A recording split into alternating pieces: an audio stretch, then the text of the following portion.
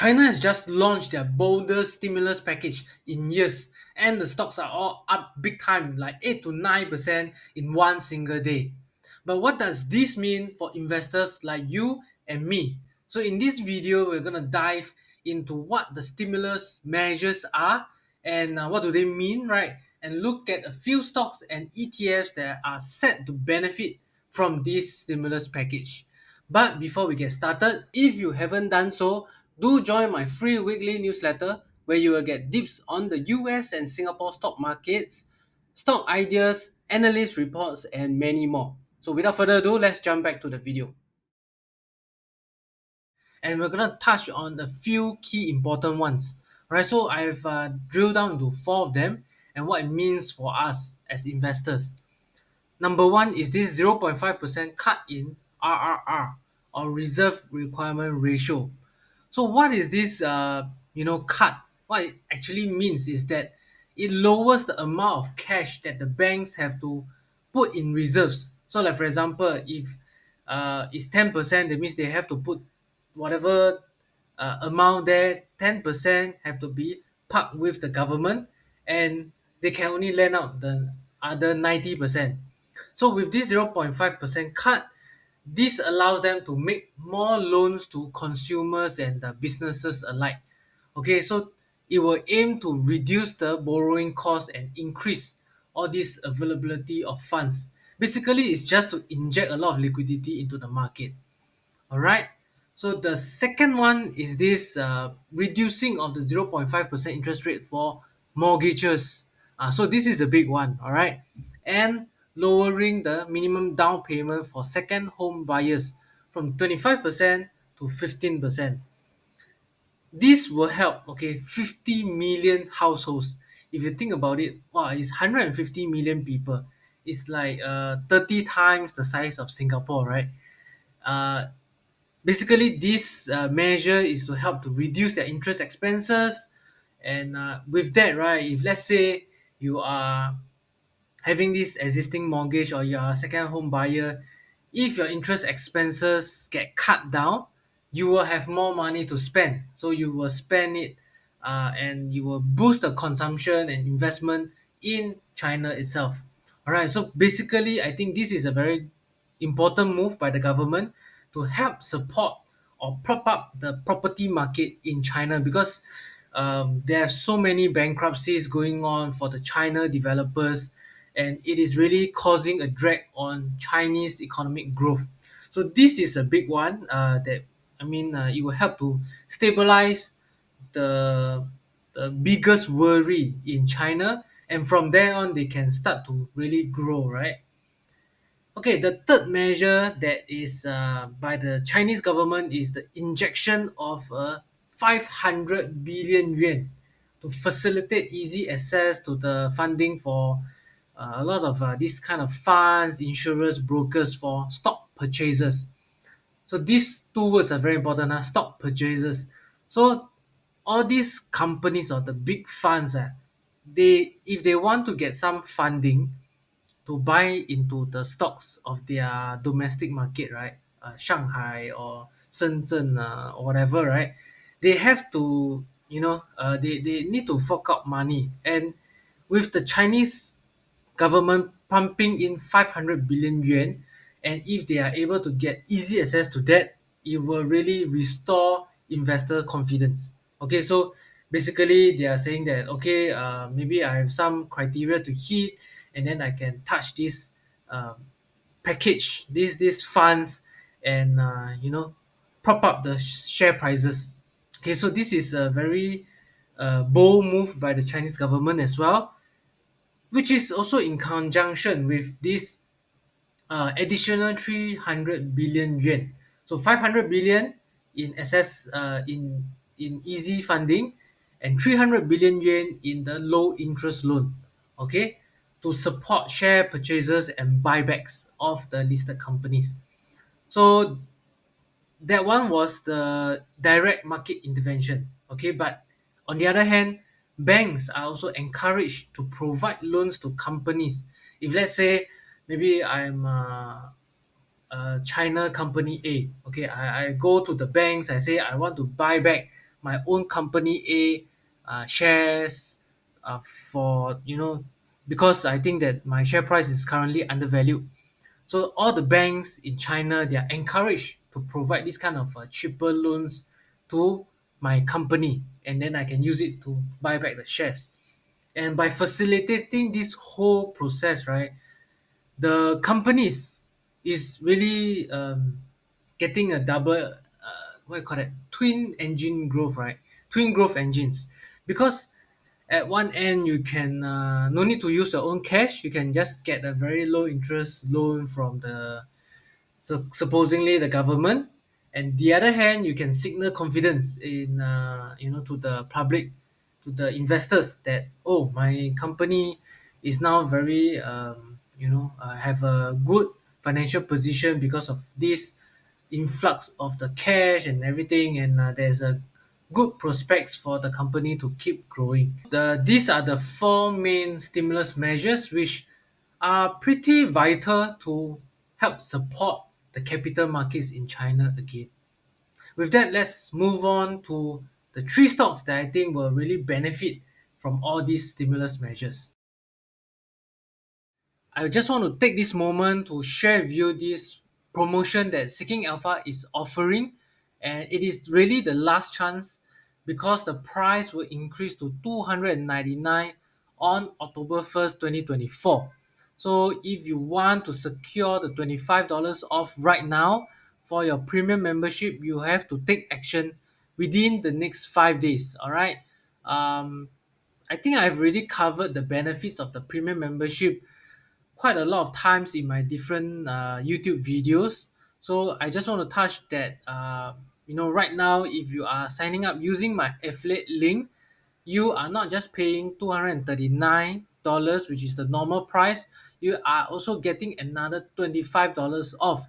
So what you're paying is just $214 per year, and you also get a free 7-day free trial, as opposed to paying 299, close to $300 per year after 1st of October. Yeah, $75 off by just using my affiliate link down below.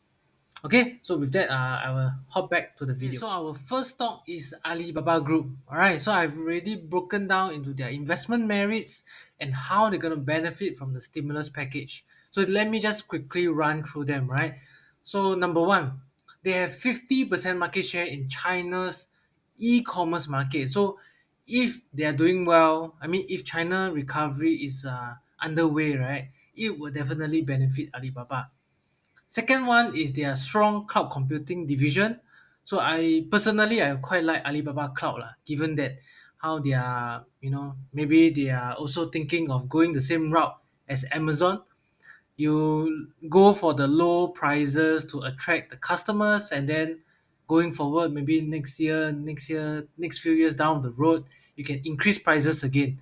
So for now, maybe is not making a lot of profits, but once you get enough customers, it will grow much faster in future. And on top of that, if you, I mean, personally, I also buy a lot of things from AliExpress, right? And every time I receive the goods from this logistic player or this delivery person, and I see that the package is always under 菜鸟. Okay, so 菜鸟 is a very big logistics player and is part of Alibaba. So, I mean, there's also talks that is going to IPO soon, but then after that they cut down on the IPO again because maybe the market sentiment isn't very good and things like that. But I think generally the logistics arm, okay, under this brand 菜鸟 is also a very big important factor. Maybe in future they can IPO, and that will really push up Alibaba share price again. And the third point, I mean, as a whole, they are focusing a lot on international expansion. Okay, one of it is Lazada in Southeast Asia. And on top of that, there are also some new initiatives lah, on the retail front, right? It's also, if you go and read a lot on the management, the new management, right? They are streamlining a lot of things, and they are trying to make it work, okay, make it more profitable rather than diverse into too many different segments. So all in all, I think their focus is on the right track. Okay, so how they will benefit, right, from the package, from the stimulus package? Three main points that I can see.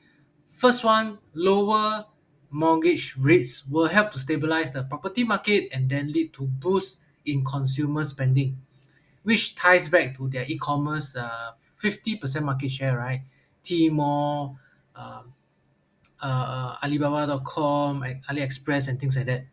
Okay, easier access to financing, all right, can support SMEs or can support tech sectors. Like for example, maybe smaller companies in China, they want to go for cloud computing, they want to go for AI, and tap on the Alibaba cloud. And with all these financing in place, they can really do it. So all in all, is a like a macro economy thing, right? You go down to the small players, and with enough funding, they can then support Alibaba as a whole big country initiative, right? Third point is the domestic economic recovery. So all in all, the whole China will recover well with all these measures in place, further boost consumer demand for goods and services. All right, so this is for Alibaba Group. Now let us hop over to stock number two on our watch list. Okay, so our second stock is none other than Tencent. Alibaba, Tencent, brothers in arms. Okay, but here are some investment merits that you need to hear. So first thing first, Tencent has a leading position in China's social media and online gaming sectors. One of the very big one is their, WeChat. Of course, we know that WeChat has a lot of little apps inside where they can be used for everything. And basically, the whole China is using WeChat, right?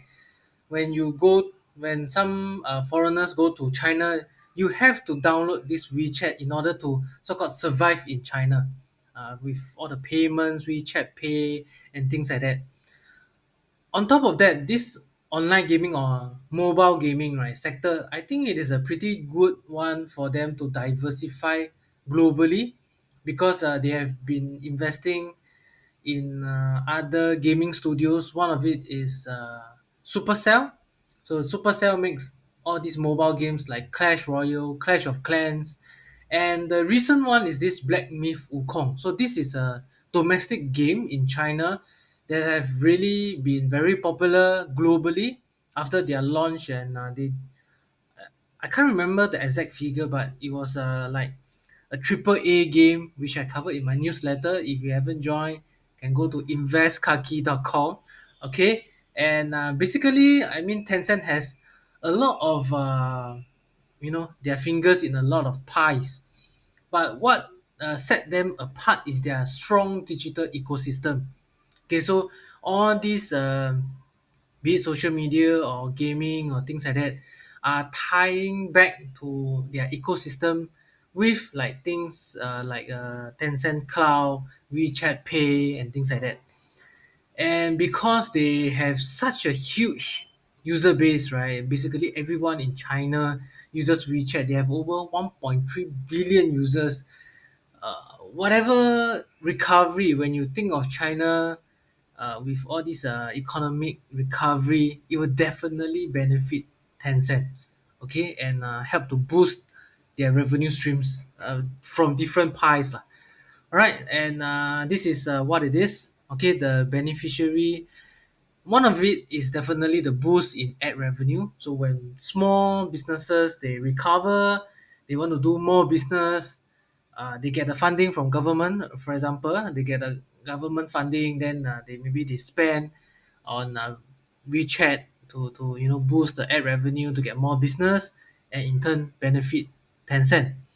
And of course, the whole country improve consumer sentiment will indirectly or directly boost their spending power, and then they will maybe spend more in the in-app purchases and things like that. And last but not least, everything, okay, all the liquidity coming from the government infusions can fuel the digital or fintech growth, right? And also, of course, it will benefit WeChat Pay under Tencent.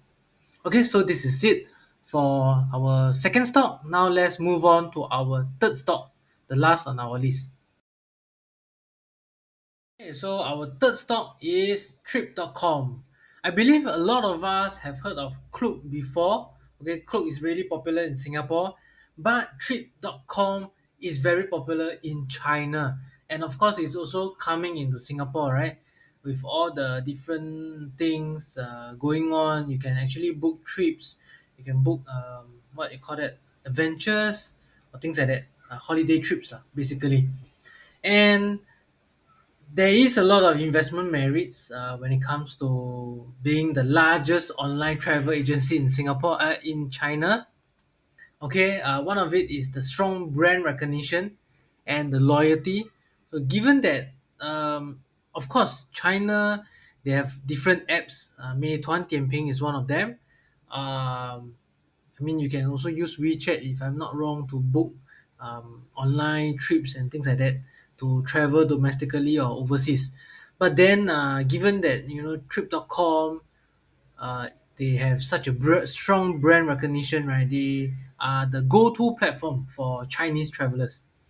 Okay, so they are also well positioned when you talk about the economic recovery of China. So if things get better, the whole economic environment gets stronger in China. More people are willing to travel, right? So either they travel within China domestically or they travel overseas.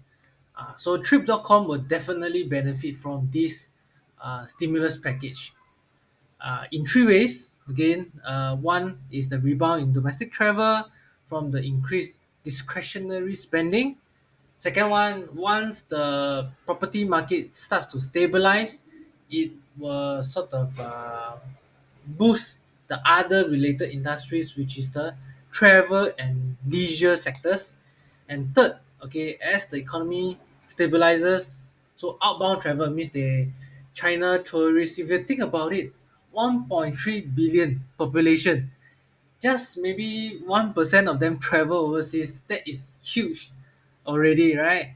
And this recovery of this outbound tourism can also boost all these bookings and through Trip.com. So definitely this company will benefit from it. And the last point I want to make is Trip.com is actually the parent company of Skyscanner as well. So if you really use Skyscanner to compare your airlines tickets and things like that, right? So Trip.com maybe is another consideration for you. All right. So these are our three stocks that I have for you. Next, okay, if you are maybe you are not that well versed in China stocks, or you don't want to do the research. Now let me share with you just one China related ETF that you can consider. All right, you don't need to buy individual stocks. You can just buy the whole China focused ETF. Okay, so now let's hop over to that.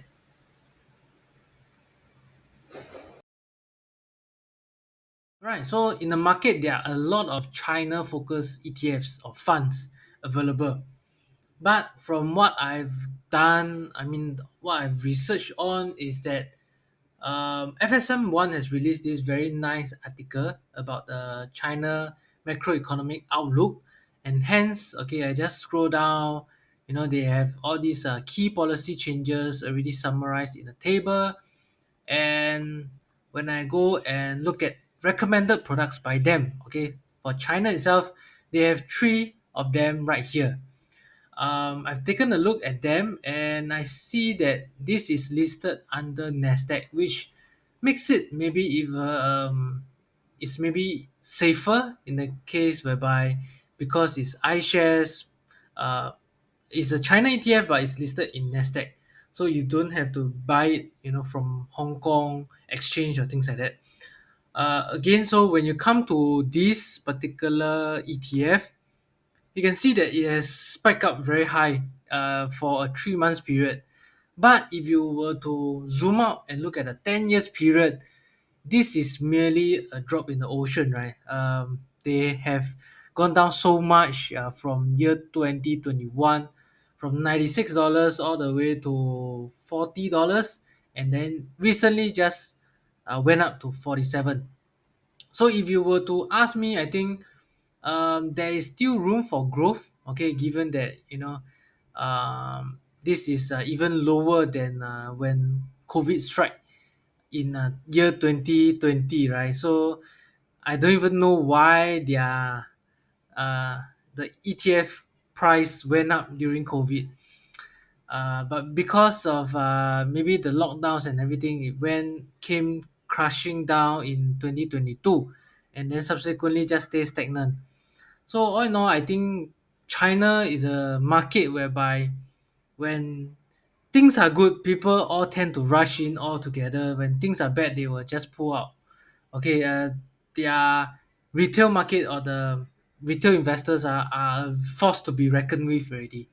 Anyway, so coming back to this ETF, you can actually take a look at their info, okay, which will tell us the top 25 holdings of this ETF.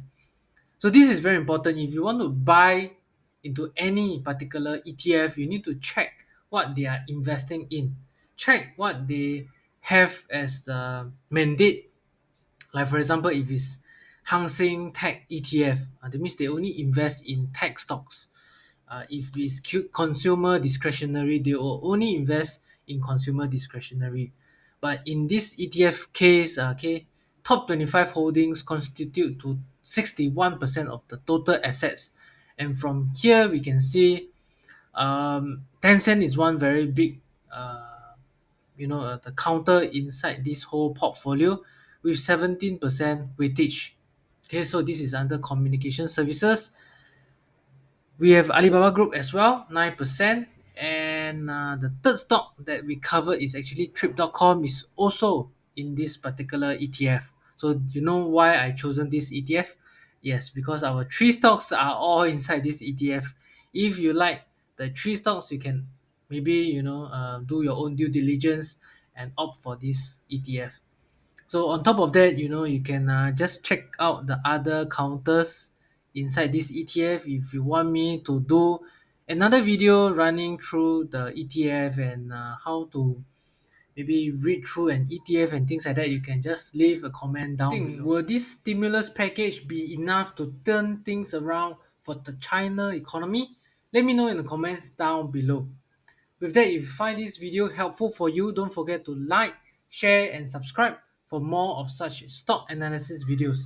You can also join my newsletter at investkaki.com, where I share exclusive insights every single week. Last but not least, if you have a few minutes to spare, check out my next video over here.